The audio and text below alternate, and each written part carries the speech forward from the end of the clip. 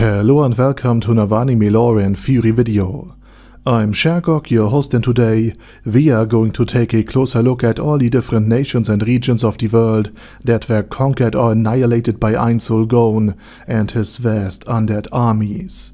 But before we are going to take a closer look at any of this, let me quickly thank my Patreons for supporting this channel, as well as say thanks to all users of the YouTube thanks function for making one-time donations. And with that said, let's get to the topic at hand. Ainz Ooal Gown has, throughout the current storyline of Overlord, sometimes more, sometimes less intentionally, subjugated a whole series of nations, smaller states, and settlements. In the latest Overlord movie, it also appears that he is continuing this very trend. This of course raises the question, what exactly has happened to all the nations and territories that have been conquered? And how are the inhabitants faring, if they are even still alive? Let's begin with the first state to fall, and to feel the wrath and overwhelming power of the future Sorcerer King, the Kingdom of Re-estize.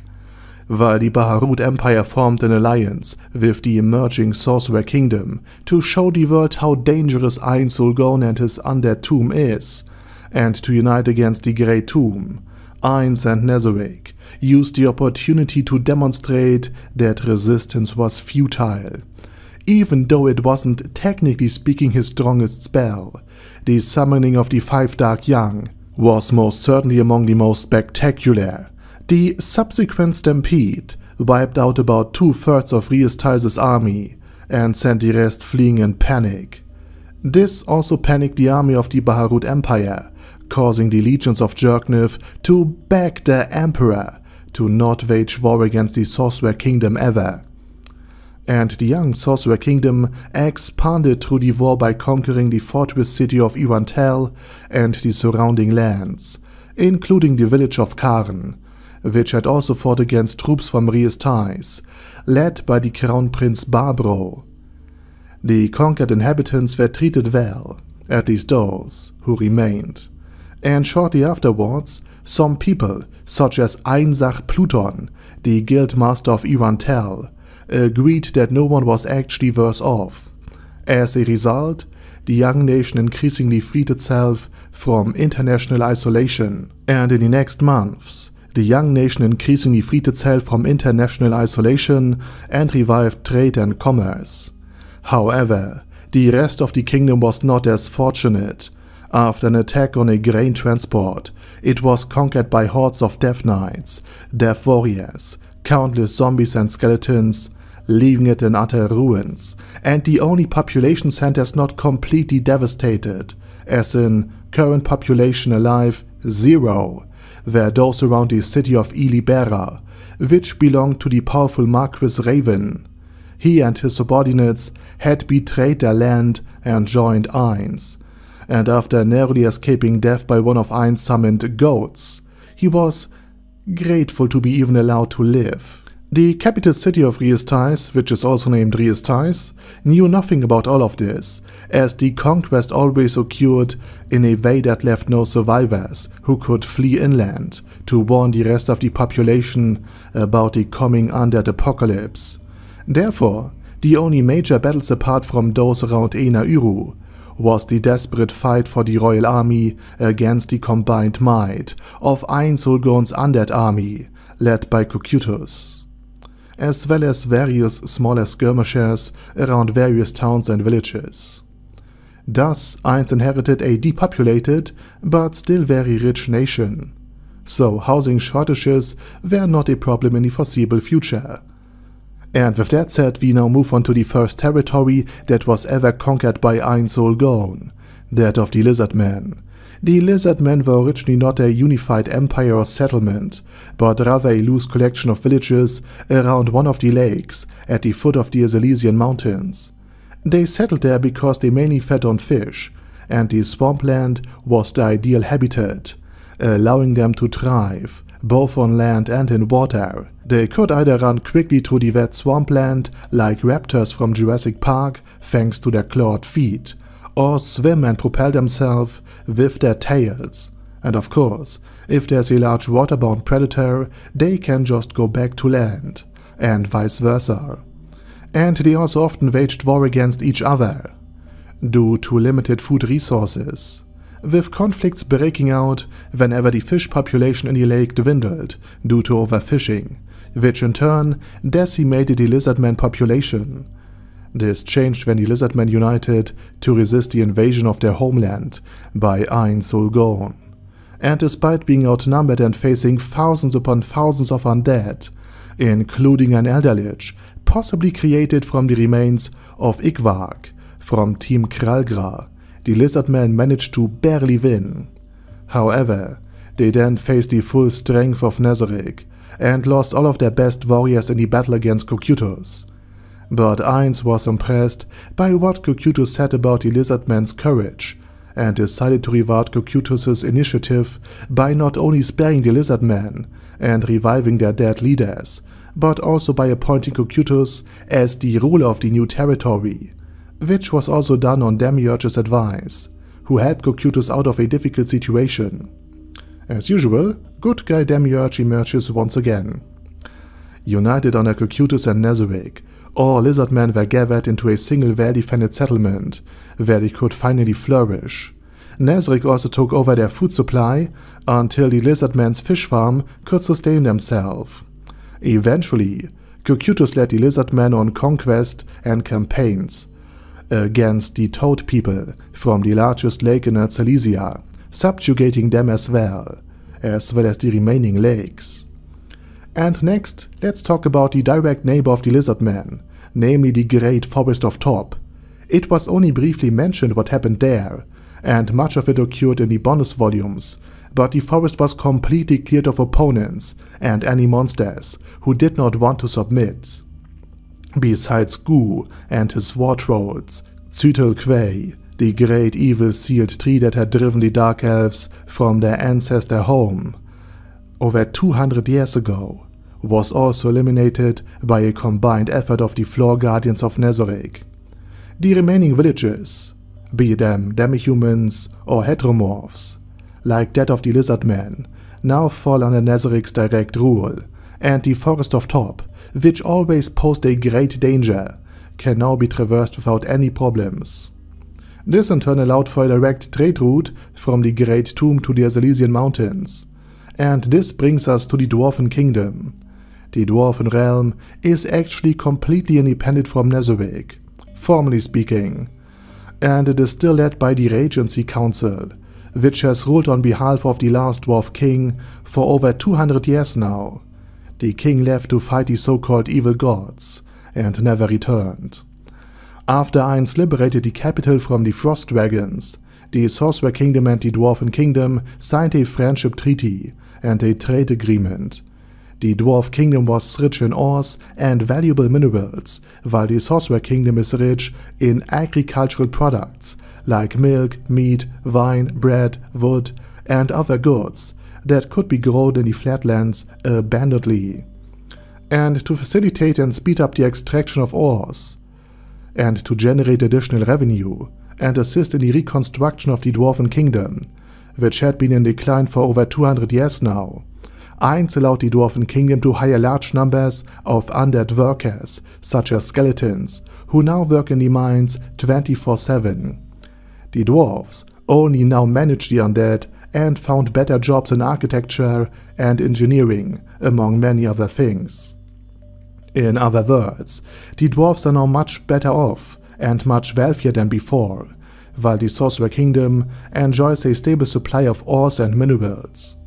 Additionally, the Dwarven Kingdom is now economically tied to the much larger Sorcerer Kingdom, and in return, Ainz Ooal Gown gave the right to settle some runesmiths in his own kingdom, specifically in the already well-guarded Khan village, where they could work on reviving their craft, and by the end of Season 4, the dwarves' runesmithing skills had recovered to the point where they could even offer their products for export. The Quagoa, the Mole People, were also conquered after they had been decimated and then subdued. The Frost Giants, who quarreled with the Frost Dragons, are now also a part of the Sorcerer Kingdom, as are the rest of the Silesian mountains, and are currently working on polishing a statue of the Sorcerer King in front of the gates of Iran-Tel. Next we move on to the first country that fully submitted to Ainz, the Baharut Empire. And the empire surrendered when Emperor Jerknov misinterpreted Ainz's accidental appearance in the amphitheater of his imperial capital, Arvintar, as the brilliant strategic move of a master tactician. To avoid a worse fate, he offered his empire as a vassal state to prevent any future wars of conquest. This surprised and confused Ainz, who always thought about Jerknov as a friend. However, with the influx of undead laborers and the rapid push towards industrialization, and with Nezaric's backing, Jerknov's position became unchallenged, and his life became quite relaxed, and he even found a friend in the leader of the Quagoa, as both were conquered by Ainz Ooal Gown, sharing a common fate that bonded them together. The Empire's army were also restructured, with half of it now consisting of undead soldiers, as they are simply cheaper to maintain. The recently released 40,000 legionaries were needed in the civilian sector anyway, leading to growing prosperity in the already booming empire. And its trade routes, even before Ainz Ooal Gown, extended even to the Minotaur Kingdom, and from there they imported magical items like refrigerators and fans. Next, we discuss the Dragon Kingdom. After Ainz Ooal Gown eliminated the Thunder Scripture in the first season of the anime, or the first volume of the light novel, they could no longer be sent by the slain theocracy to help in the war against the Beastmen, who were devouring the human population of the Dragon Kingdom. Additionally, the support from the recently conquered Baharut Empire dried up as well. But after both things happened, Ainz Ooal Gown still sent significant aid to the Dragon Kingdom, leading the Dragon Kingdom to support the war declaration against the rest of the Kingdom of re-estize. Unfortunately, we haven't seen Draudilon Auriculus in the anime, which is the queen of the Dragon Kingdom, nor much of the rest of the country. Still, her legitimization plays an important role in the international political affairs. Moving on, and spoiler ahead, to the Hills of Rebellion and the Holy Kingdom. As Prince Zanuck mentioned at the end of Season 4, which takes place after the events of the upcoming films, so spoiler alert, Ainz Ooal Gown made the Holy Kingdom an ally by establishing Nea Baraya inadvertently as the new de facto leader of the Holy Kingdom. Her cult now controls many regions and is only growing. And the Holy Kingdom, devastated by war, still relies on food supplies from the Sorcerer Kingdom, which led to the grain transport that Philip attacked in the first place. The Hills of Rebellion, like the Great Forest of Top, were cleared of rebels and then integrated into the wider Sorcerer Kingdom. And generally speaking, this vast land, the Nation of the Sorcerer King, is also now connected by an airline of frost dragons that basically function like planes, transporting important people and valuable goods. Lastly, we take a look at the Katz Plains. This undead-filled plain was conquered and subdued by Ainz Ooal Gown and the Great Tomb of Nezaric, almost like a natural extension of the then small city-state that was the Sorcerer Kingdom. And the ghost pirate ship that used to sail through it now serves in the defense of the Sorcerer Kingdom's borders. Even though it was previously a city-state without a coast, the flying undead ship still managed to patrol it, and wherever it appeared, fog and mist accompanied it. What has happened to the rest of the plain is still unknown. It could be a new undead base, a necropolis like Nabudis from Final Fantasy XII, or it could serve as a training ground, and nothing more than a training ground, where the now state-owned adventurer guild gathers undead like zombies and skeletons to train new adventurers in practice dungeons. Because after Ainz's demonstration of power and his ability to resurrect the fallen in the arena of the Baharut Empire, many adventurers directly joined the Sorcerer Kingdom and its adventurer guild. And that's the fate for each nation and region of the Sorcerer Kingdom, And now it's your turn. What do you think of Ainz Ooal Gown's conquest? What do you think will happen to the stained theocracy, the dragon, and the elf kingdom? Let me know it down in the comment section. And while you type, I say thank you very much for watching. Thank you to all of my Patreons for supporting this channel. And special thanks to Ader Daddy Ader, ASK, Bad Guy Ye, Bad Burrito 316, Beezer, Ben C, Brandon D, Chrissy, Crowley 0221, Sia, Crystal Prime, Dead Slime, Death is Mercy, Deathless Dragonlord, Demon Xenomorph 1987, Devin Downen, Ding Dong, Din Pep, Dragonlord Placido Saxophone, Duckwagon, Dunkler Krieger, Dystopia II, Enigmatic Unicorn, Ferachivan, Guy with That Head, Hector Moreno, Hoss, Husder, Jacob G, Jana B, Jason, J. Morris, Chromius, Kyle R, Lee K. Long, Legendarius, Lelouch Britannia with a Mustache, Lexus Fox, Lord Nishikian Rai, Lord Touch Me, Loverazor, Merovec, Mr. Shoes, Mr. Tweaker, Michael R, Michael Y, Nope, oh hell no, Normal Toad, O'Kill, Overlord General Gasper, Paddy Pentum, Personage, Rhinomere, Cune Caracos P, Shergox's Daddy, Shadow Lightning Wolf, Shrine Keeper, Sir Axolotl, Super Tier Magic Batista Bomb, Supreme Cheese, Staris, Ted, Texas Deer, The Orc Warboss, Rocket Smasher, T.E. Wang, Vash Hawkeye, Vegito27, Venture Fanatic, Wilhelm, Xenukai, and Zonegon. Thanks guys. Anyway, have a nice day, and I hope to see you all again soon on my next video.